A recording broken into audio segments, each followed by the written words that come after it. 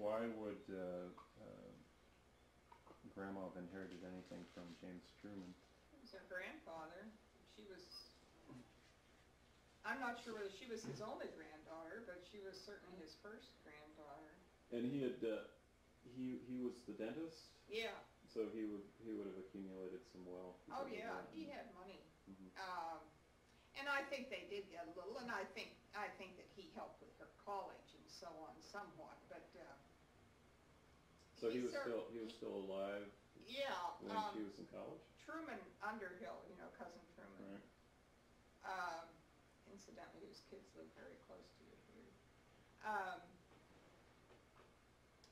Told me once that he heard the story from James Truman, that James Truman said every time he went to Swarthmore when he was younger, he was introduced as George Truman's son. And later on when he went, he was introduced as Mary Truman's grandfather, and he never got there on his own. Can I show you a card trick? Mm-hmm. Adam, where you were. I'm not even sure where I was. Oh, I just told that story. James Truman was Right. complaining because he was either George Truman's son or Mary Truman's grandfather, Right. as far as Swarthmore was concerned. So, right after the war, is that where Granddad went back to Oil City, or is that? After the war, he went to Ridgeway. Okay. How did And that's where his mother died. How did he find the job at Ridgeway? Well, just the way ministers find jobs. In the Presbyterian Church, you Right. put out your dossier, and Right. But it's sent to a lot of churches, and those churches send you information about themselves, and if you're interested and they're interested, you get together, and if they like you, they call you. So she died before he married Yeah. Grandma, and you She came died in along. 21. And Mother and Dad were married in 22. And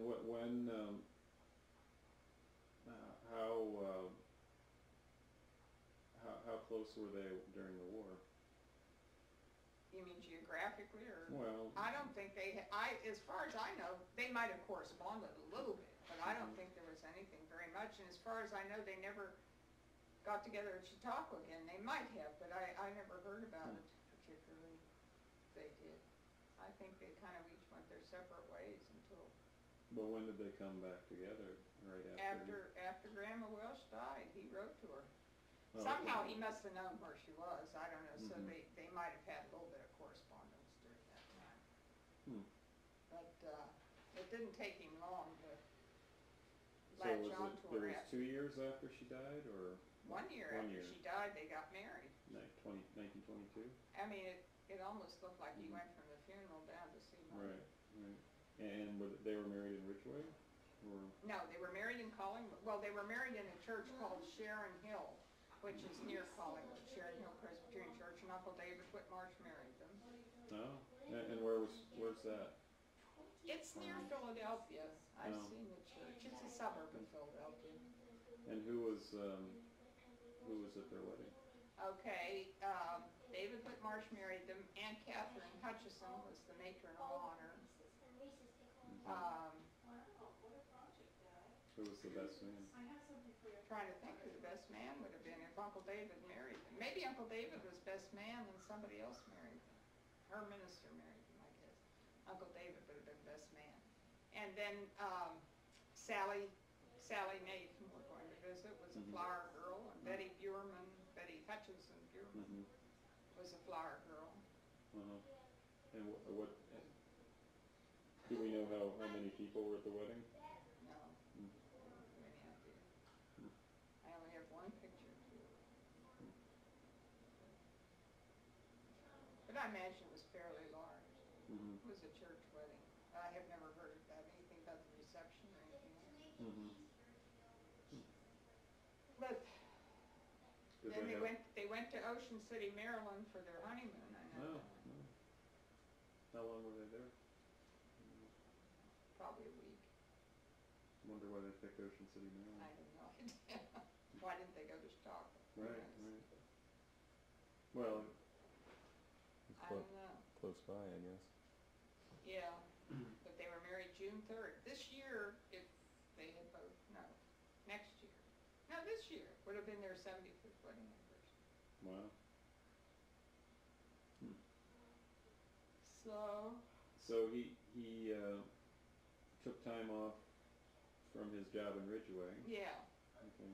Where's his mother buried? Ashland. Okay. She's buried the same place that my dad and mother are. And his sister too. You know, he had a sister, Anna, Right. who died when she was 6. And she's buried at Ashland. She's in Ashland. And did they go back to live in the same house that he had been living in with his mother? Yeah, it was the manse right across the street. I've been there. And that's where you were born, or where Yeah, they were living? well, in the hospital. Mm-hmm. Yeah, I've been to that church in Ridgeway. I've been to the manse. I have not for a long time. So was that the Presbyterian church in Ridgeway? Yeah, Ridgeway's not, it's a county seat, but it's not a big town. Mm-hmm. It's right up in the Allegheny Mountains. It's beautiful up there. So you were born in what hospital? The Ridgeway Hospital? Who knows? It must have been Ridgeway Hospital, Mhm. I would suppose. Were you told any stories about your birth? No, except that I was very bad as a baby. I mean, I was a crier.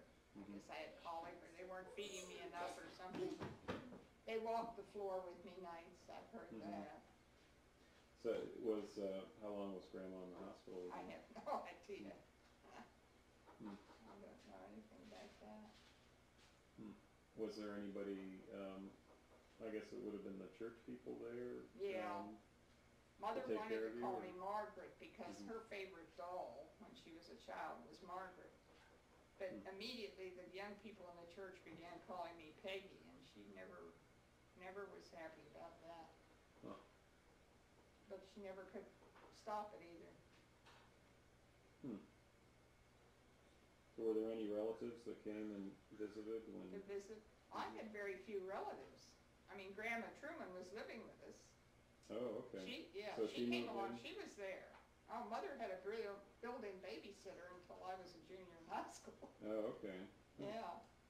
So- Grandma Truman lived with us, but see, Mother was an only child, Dad was an only child, and all Mother had were those 2 great aunts down in Vineland, whom I'm sure by that time weren't traveling very much. And Dad had cousins, the Whitmarshes and the Reeders, whom we got to be very close to in Pittsburgh. But they were cousins, and they all had grown up together in Savannah, Ohio. That's where Dad grew up. So was Grandma working at the time you were born, in the church, or? No, well, in the church, but She didn't in have a those job. days, women got married and quit their jobs. Right. But she was always very active. Any church that called Dad got 2 for the price of 1, very definitely. Right. But then there was her mother, who with that. Her mother was fairly active in each. I remember her in Coraopolis. She was fairly active, but she considered her main contribution staying home and taking care of us. Well, she was very soft-spoken. Of course, she was a Quaker. She always called. She had become a Presbyterian. She and Mother both had joined the Presbyterian church even before Mother and Dad were married. But why? Mother felt that the Quakers were getting away from their. What, your mother or?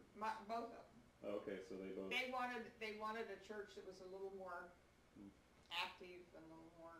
So they both went together. So they both went into the Presbyterian church, and they had joined that Sharon Hill Church in Collingwood. I'm not sure that they had joined a Presbyterian church before that. But Grandma Truman always used the thee and thou with Mother, and sometimes with us kids, but not always. She was very soft-spoken and very quiet, but very definite in her thoughts. She was very much a prohibitionist. She was president of the WCTU in Coraopolis. What's WCTU? Women's Christian Temperance Union. Daddy, can I take a picture?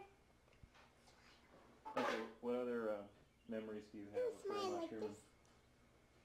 Okay, well, the main thing I remember when we lived in Coraopolis, she had a room on the 2nd floor, was her bedroom, and she was the first one in the family to buy a radio. She she bought a radio, and the whole family gathered in her room to listen to the radio all the time. And I kind of admire her to this day because she didn't mind when we kids came in and turned on all our radio programs. And I remember sitting at her desk and doing all my homework through junior high and high school and listening to my radio programs while she was just sitting there. So she put up with quite a bit, I think. But in a way, I think she did it purposely because she felt if she had the radio, we would all gather in her room, and that kind of brought us together. But that was our first radio when she brought an old Philco radio. So what were the politics like? Did they? My parents? With your parents and your grandparents? We are all Republicans. Mm. I was thinking of that today at the Roosevelt Memorial. My folks were very much pro-Hoover and anti-FDR. And in 1932, when FDR was running for president, he came through Coraopolis. And of course, he was campaigning on a repeal prohibition thing, and Dad had a big sign out in front of the church about, I don't know what it said, but it was obviously pro-prohibition. And I remember we were all watching Roosevelt ride down the street in his car, and instead of looking at that sign, he looked across the street at the other side. He never even looked at the sign. But I have a very clear picture of FDR going down the street. Was that the main reason they were I don't think it was the main reason. They had both been brought up Republicans. Sally and Truman Underhill's Uncle Albert, Mother and Sally both used to laugh and say Albert thought he would rather change and not be a Christian than change and not be a Republican. I mean, you know, it was synonymous with him. But Dad had voted for Woodrow Wilson. Oh, the Presbyterian connection. Yeah, Presbyterian connection. But and Mother always said she would vote for a Democrat if she ever found one she liked, and I think she finally did vote for McGovern. But she, not all through Roosevelt's running, they never voted for Roosevelt. And I was always embarrassed because all my friends were pro-Roosevelt. I always on the Republican side. Were most of their congregations that he served Republican, or it was? They would be mixed, but it wasn't as outspoken then as it is now, I don't think. And Dad would never let, I'm sure people knew how he felt, but he would never let politics enter into any church discussion. I remember particularly when FDR was running, and my friend Helen Trunick was for Roosevelt, and I wore sunflower all the time because I was for Alf Landon, who was from Kansas, and she always had this big donkey on, you know, things like that. So from that point of view, we knew, but it wasn't. I don't think there was as much made of it then as there is now. The differences, and it didn't seem to make that much difference in the church, for instance. It didn't become a big issue. Right. That I knew of.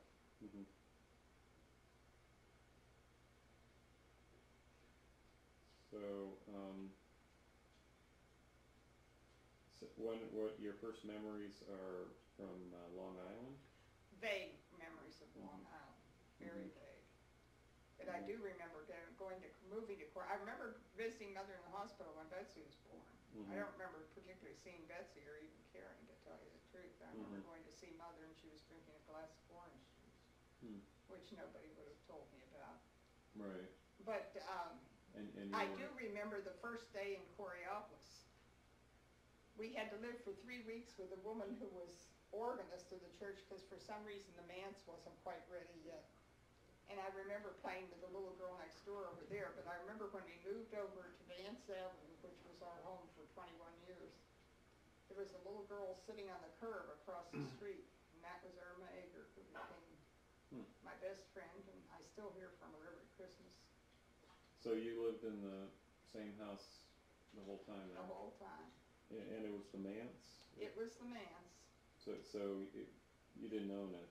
No, we your didn't parents? own it. During the Depression, when things got so bad, I remember Dad agreed to pay rent for the manse just to help the church out because it was, I think that was like $35 a month he paid or something like that.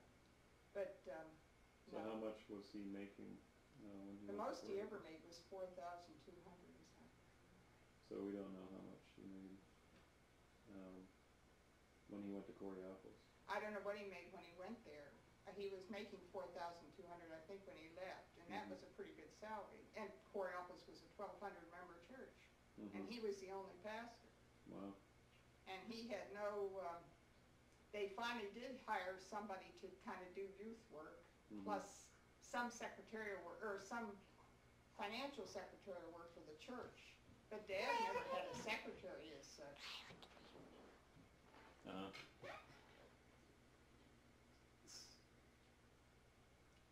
he really worked from early morning to late at night, literally every day of the week. So you were about Angela's age when you went to Coraopolis, or no? I was 3 and a half. Yeah. 3 and a half when I went to Coraopolis. Mm-hmm. And Irma Eger, who was a Jewish girl, became my best friend, and next door to her lived a gal by the name of Mary Troxel, who was a Catholic, and I remember it was quite an education. So I would come home and cross myself after being at Mary's when we said the grace, and ask a lot of questions about why Irma didn't have a Christmas tree and so on. Right. Were there other Jewish kids? I mean, that. Well, there were in my classes in school. I don't remember any right in that neighborhood. Oh yeah, Bernie Smolovitz lived up in the next block. But now Coraopolis was a very good mix. As far as that goes, the diversity in Coraopolis was wonderful. Were there black kids in your class? Yeah, lots of black kids. Rolling. There wasn't the black kids. The black people all lived in the. There was a fire happy Pretty much in one part of town, but there was a black church just up the hill from us, and we'd see the black people going up there all the time. And Dad tried to be real friendly with them. But there weren't any in your church? No, there wasn't any mixing. In fact, I do remember one time, toward the end of our time in Coraopolis, Mother and Dad engineered some kind of a big dinner at the church. I don't know what the occasion was, but they were going to have a choir from the black church sing. So they invited the people from the black church to come to the supper. Right.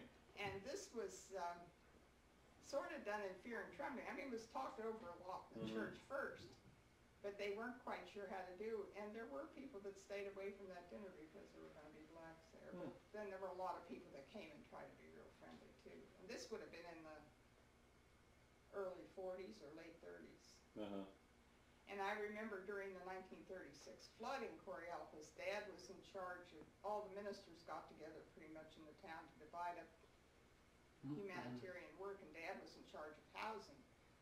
And so he brought several people home to live with us that were flooded out, and one was a black family, and we really, I remember how nice they were, and they were so wonderful, but it was pretty much because he couldn't get anybody else to take. So there were black kids in your class in the public school? Oh, my goodness, yes. In fact, of course, the football hero of the high school was named Clarence Crawford. He was quite a guy in our class. And in our last, one of the girls from our high school class gets out a newsletter a couple times a year. And the last one, she had this long letter from Clarence Crawford. He hadn't corresponded for a long time, and it seems that he has been judging track in Olympic meets over the years. And he was at Atlanta, had just come home from Atlanta where he was a track judge. So,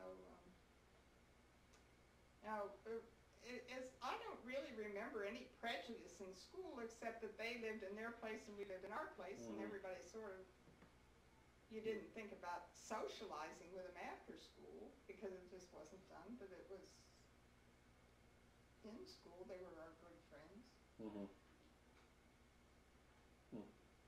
What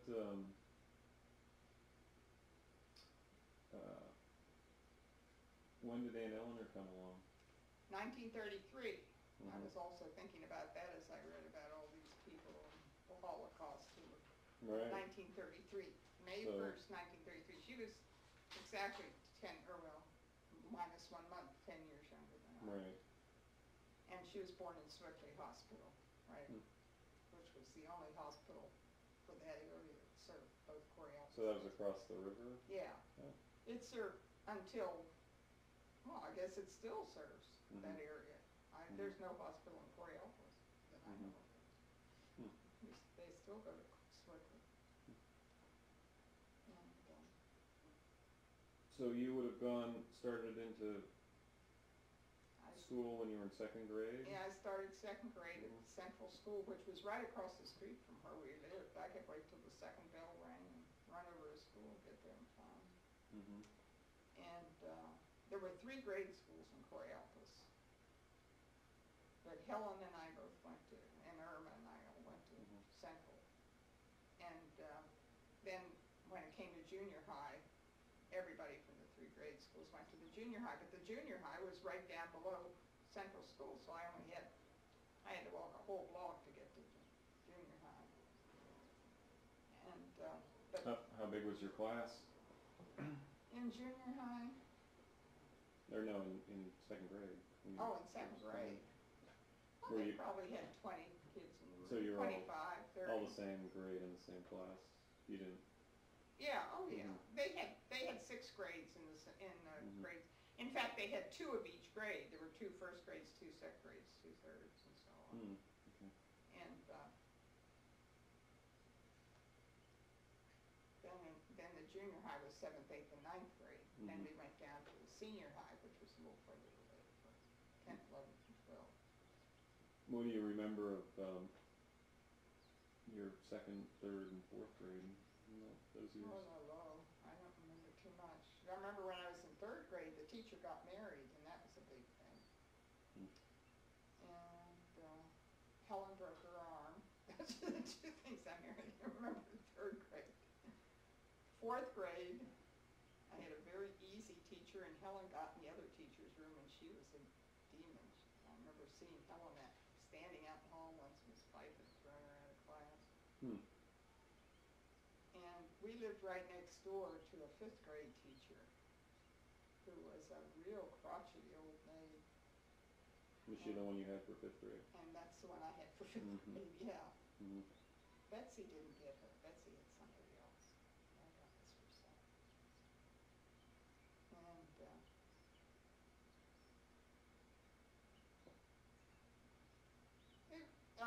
And as I think of it now, I mean, it was probably a pretty good school, but the thing that I often think of is what Stan was saying. As he grew up, he felt like a forgotten person since he was Jewish. Because I remember in school, we always had a big Christmas tree in the middle of the hall downstairs, and we would stand around and sing Christmas carols in school. Right. We always had Bible reading and prayer. Hmm. And yet I had all these Jewish friends, and they never said anything, but they must have felt forgotten. Hmm. And then when their Jewish holidays came along, they always had to miss school. They could never get perfect attendance certificates. So do you remember, were the prayers that you said Christianized? I mean, were they I don't really remember. Jesus and... I imagine they were, but I don't really remember. You know, we always had a routine that we started with, and maybe it wasn't much, maybe. Mhm. But I have a feeling we might have even, no, I don't know if we learned the Lord's Prayer. But there was no attempt made to make it anything other than Christian that I can remember. Hmm. And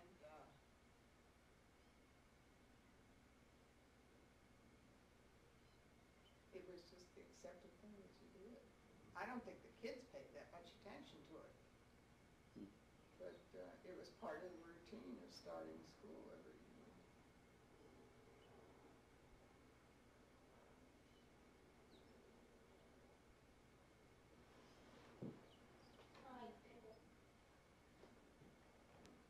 Okay. When I was 3 years old, my cousin took me swimming. And she was only 9 years old. This is Sally. And I remember I went way out all by myself to a big fence. a girl say, "That little girl you're supposed to be taking care of is way out at the fence," and I thought I was pretty good. Hmm. When did you learn how to swim? I don't remember. We went at Chautauqua. They had what they called the baby pool, which was. Mm-hmm.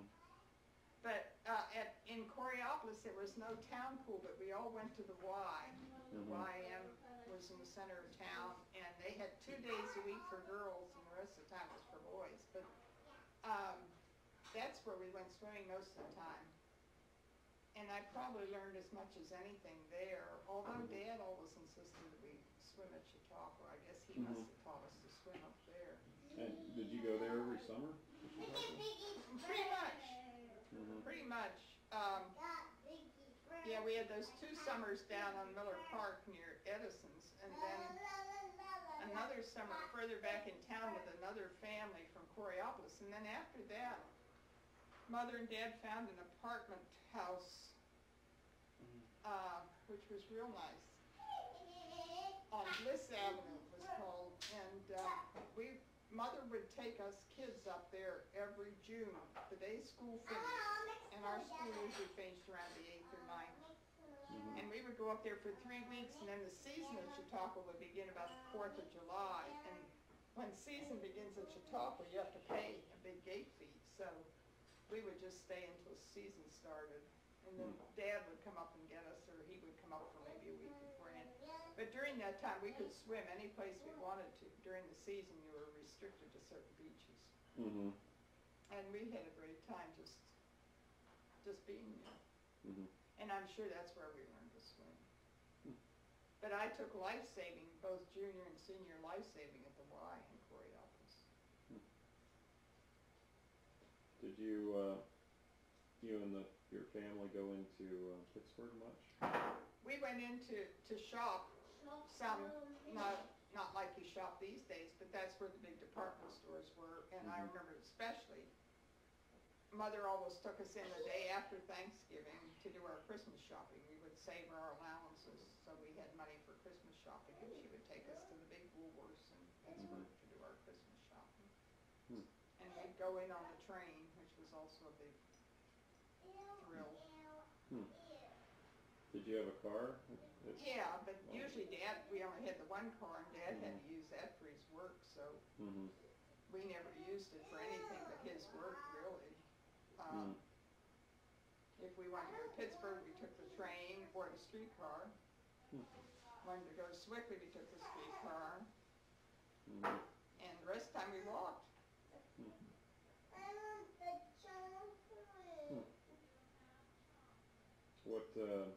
What kind of car? Do you remember? Chevys he usually had. Remember he had a Dodge when he was married. And then he must have gotten, I remember a 28 Chevy and a 33 Chevy.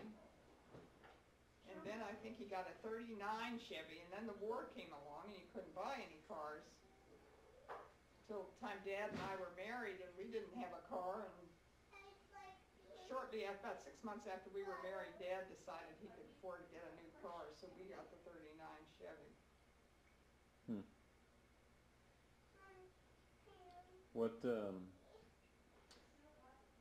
What are your recollection of the Depression years?